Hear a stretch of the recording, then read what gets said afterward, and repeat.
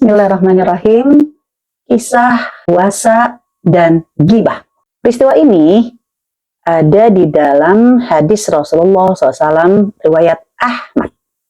Diceritakan ada dua muslimah sedang berpuasa. Mereka hadir dalam majelis ilmu yang gurunya Rasul.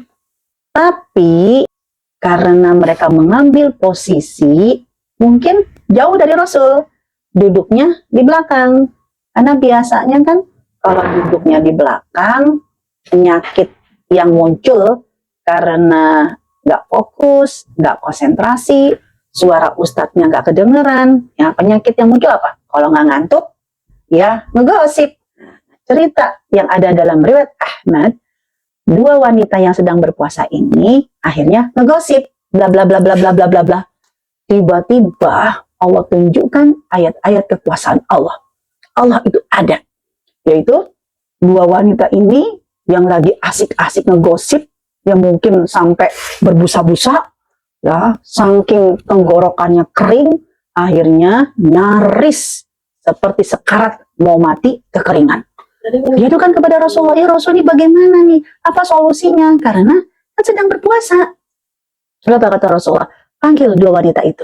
Dipanggillah, yang memang benar-benar kelihatan seperti orang sekarat, kekeringan, ya, karena habis energi dan air liur untuk ngegosip sampai berbusa-busa. Dan Rasulullah bukan memberikan minum kepada dua wanita itu, tapi Rasulullah malah minta kepada para sahabat, tolong berikan wadah kosong, yang mungkin bahasa kita baskom, ya, baskom kosong 2, dan berikanlah kepada kedua wanita itu.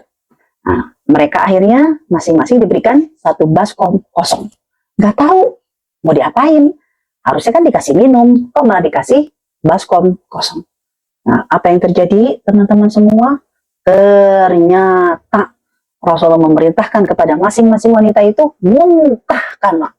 Akhirnya apa? Muntahlah masing-masing wanita itu. Isi muntahnya disaksikan oleh para sahabat pada saat itu, ya, daging bercampur dengan darah dan nanah.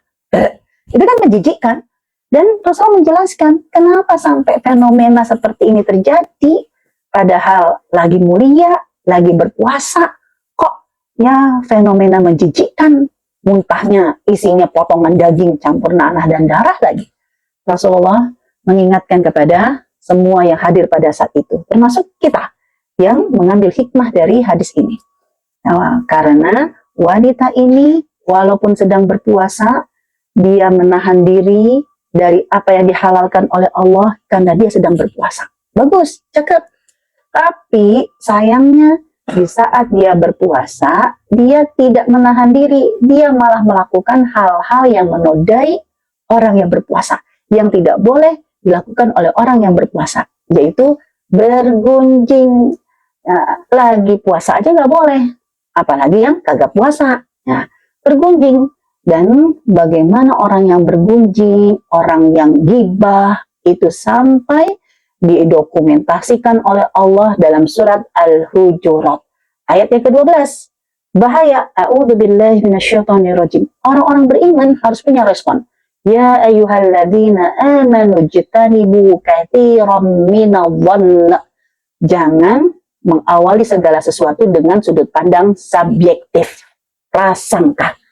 Inna ba'dadhanni itsmun. Karena subjektif prasangka itu bisa jadi nyakitin orang, bisa jadi potensi dosa.